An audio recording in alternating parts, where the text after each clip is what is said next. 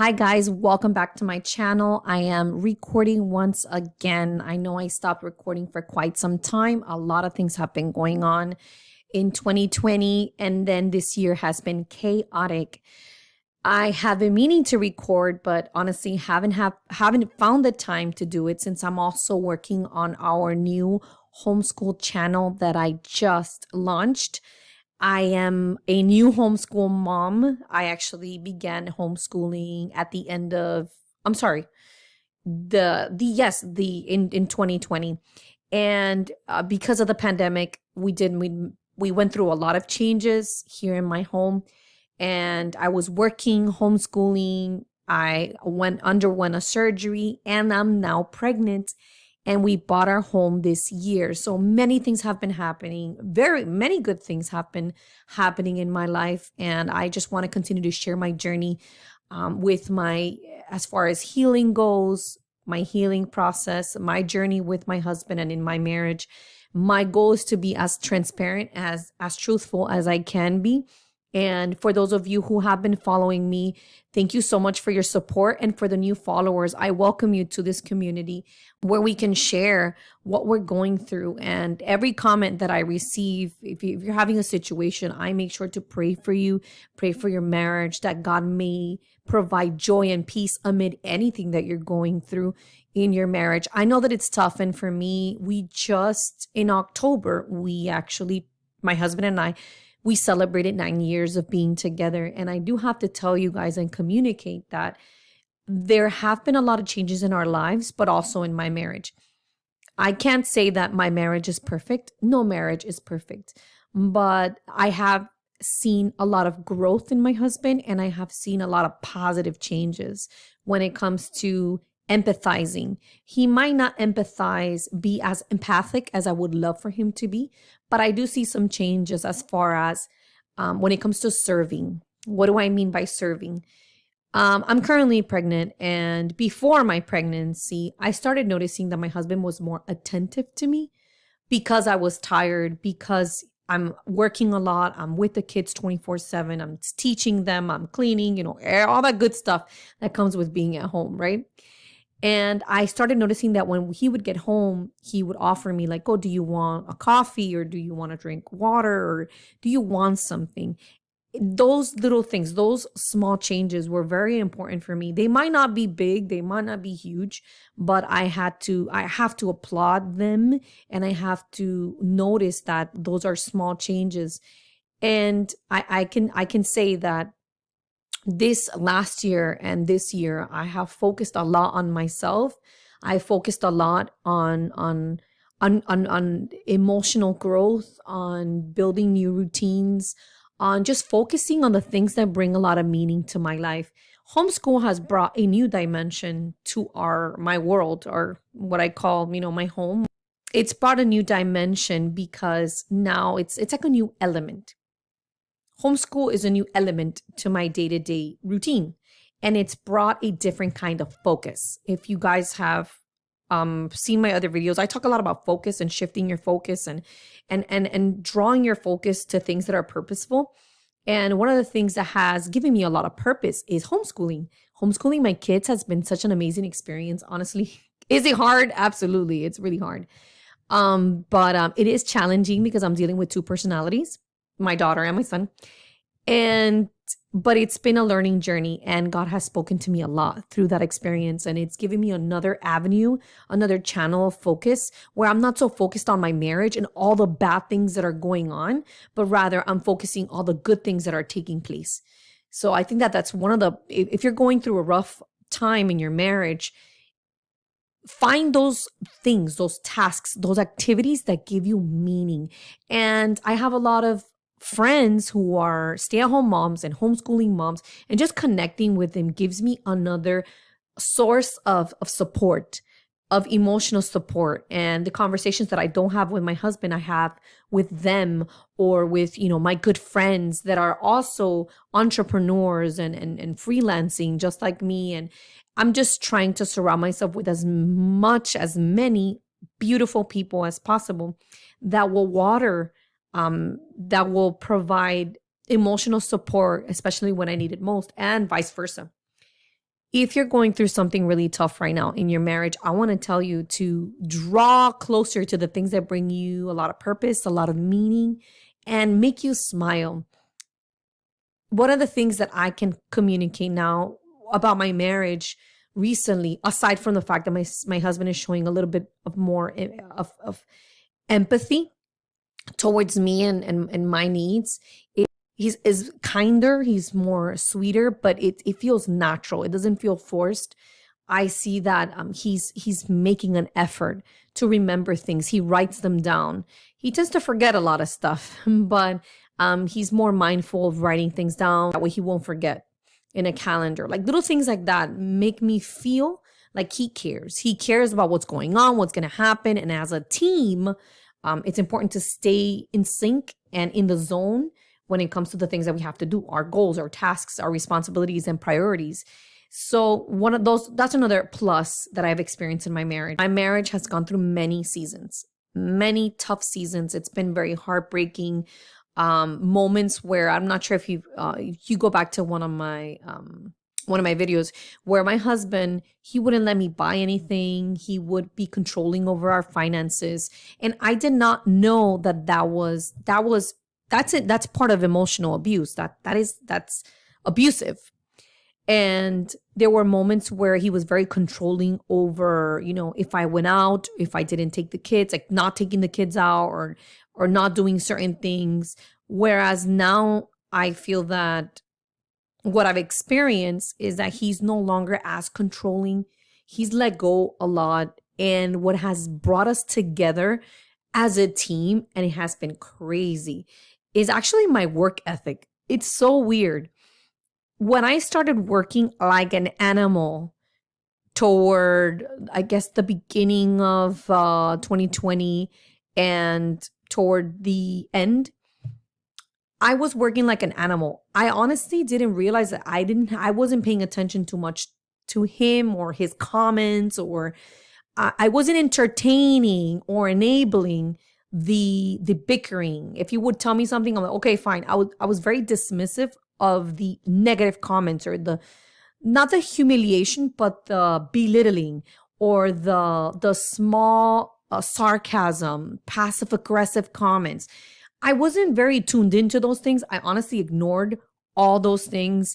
And as I ignored them, I realized that they began to decrease. And I noticed that towards the end of 2020, I'm like, wait a second. It no longer bothers me. It no longer affects me as it used to. Like, it's not hitting the same way. And it's because I was so concentrated on all the work that I was doing and being with the kids. And I was so excited about all these things that I was doing that I just didn't want to pay attention to those things anymore. I didn't want to devote my energy on having to battle and argue and have to, go down on my knees and cry and go through that whole process, which I have been doing for so many years. So I realized that I'm like, wait a second, these bullets, or he's throwing at me are no longer like, I have this shield, but it's a good shield. It's not like I'm suppressing my emotions, or it wasn't like that. It was more like it just didn't bother me anymore. It didn't bother me as much. And the beautiful thing is that because I was working so much, I guess it's not that he wanted to be in competition with me, but at the same time, he wanted to match my work ethic. So he began trading. He took some courses on trading. He actually had a desk. He actually used that desk every single day. As soon as the kids would go to sleep and he saw that I was just working, that's exactly when he would just sit down and start trading learning about trading and learning about stocks and learning how to invest and how to build his portfolio. So it was a time where I would stay up so late, and he began asking me, oh, do you need something? I'm going to the kitchen. Do you need water? Do you need this? Do you need that?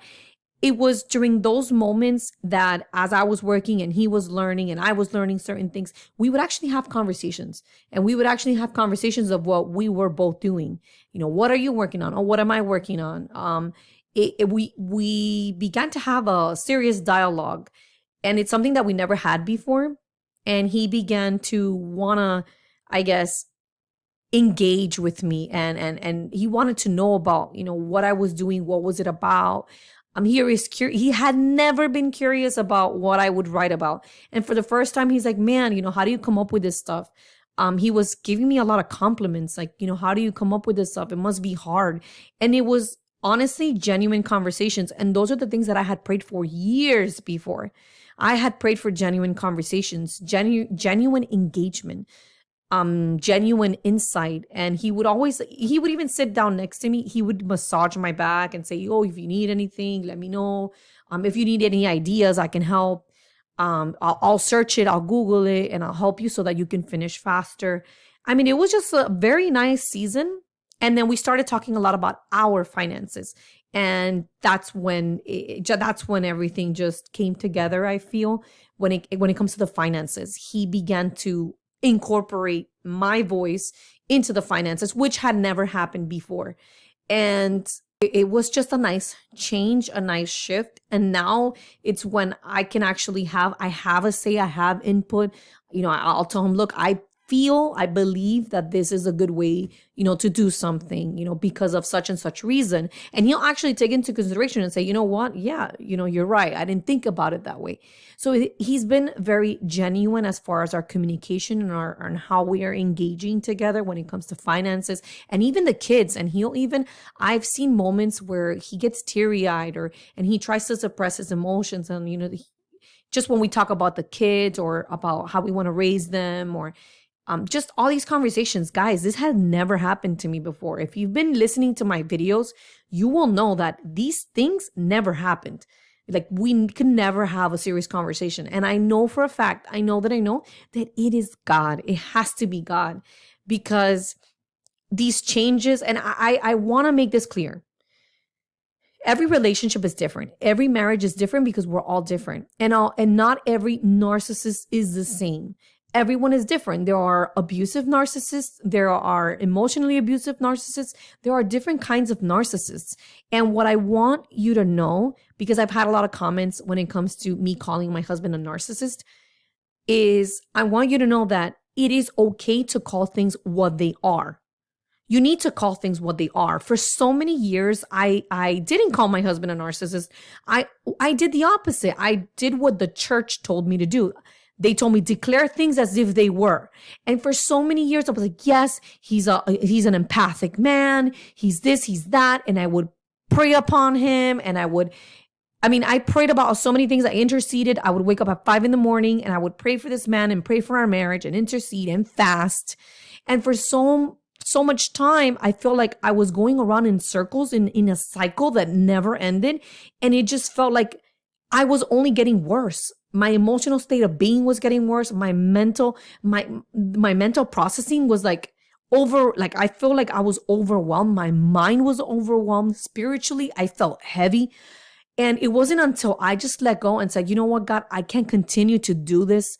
I have to pray for myself. I have to pray for my heart. I have to pray for my mind and my heart and my emotions, and pray for my happiness, and pray that I can become a happy person, a joyful human being. And I'm happy with my life, and I'm working on meaningful things. And I want to feel like I am a woman of purpose. I know I am. So I began to, this was in 2020. I was like, I have to make a change. This has to change. I can't just continue to focus on praying for this man. And when I started and I decided to say, this is what my husband, this is what he's showing me. These are his behaviors. I had to call his behaviors for what they are, because they have names. Just when you call something what they are, what it is, then you get to change it. Then you get to say, Lord, change this. This is what I see this in my husband. That we can pinpoint and know the root and know the why. Why is he like this? Well, there's a reason.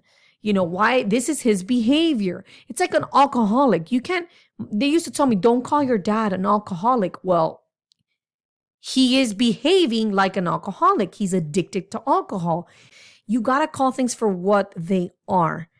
And we cannot, just because we're Christian and we are women of faith, women that pray, women that fast, women that intercede, we can't just close our eyes and pretend like everything is fine and pretend like these things are not happening, like we are not being emotionally abused and we're not being financially abused and we're not being controlled and we're not being manipulated. We can't do that. We have to name things for what they are, bring them to the light. Only when we bring things to the light can God change things. And that's the reality. I brought things to the light and I asked the Lord. And although everything is not perfect, my marriage is not perfect, I see improvement. It's not because of me. It's not because of my prayers, because that's something that God convicted me of. Because I used to believe that it's my prayer that's going to change my husband. My prayer, it was very egotistical of me to think that because I'm praying, then God is going to do something. And I learned that I need to be humble and I need to put myself aside and say, Lord, if it is your will, you will change my husband. I needed to pray with some kind of humbleness because I was not praying from a humble place. I was demanding, and I realized that far later. And I was like, wait a second, I don't want to demand things of you, God, because you, Lord, you are in control.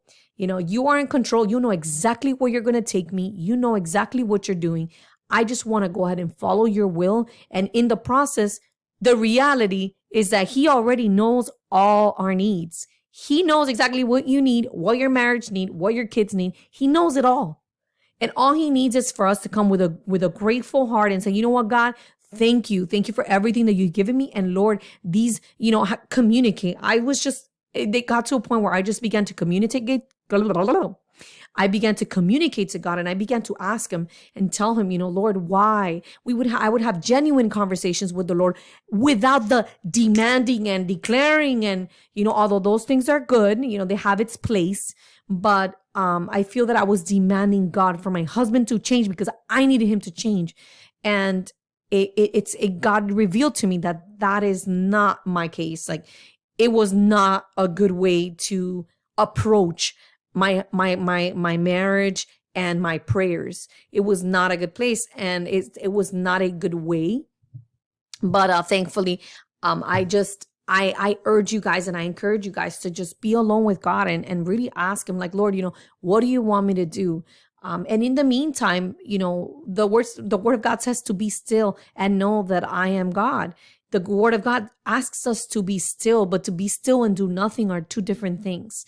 We must be active as we wait in God's waiting room. What do I mean by active? We have to walk in our heavenly assignment.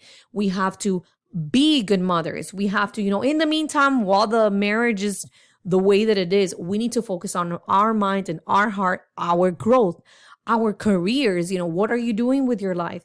What is your career? What are your dreams? What is your vision? And work on those things and fill yourself with good conversations and good people and a great support system and begin to shift the focus on the good things in your life. And I believe that if you focus on everything that God has placed in your hands, things will shift in due time. Things will change when you least expect them. I really want to hear your comments. I want to know where you're at. How are you doing? If there is a prayer that you need me to do, please let me know. I want to pray for you. I want to be with you while we're all going through this journey. It's not easy to be married to someone that has narcissistic tendencies. It's not easy, but if we communicate, I believe that if we all communicate and we talk to each other and we pray with each other and we lift each other up, that it can be easier because God does support united prayers. So I just want to thank you so much for listening. Thank you for tuning in and thank you for following this channel. God bless you. I'll see you soon.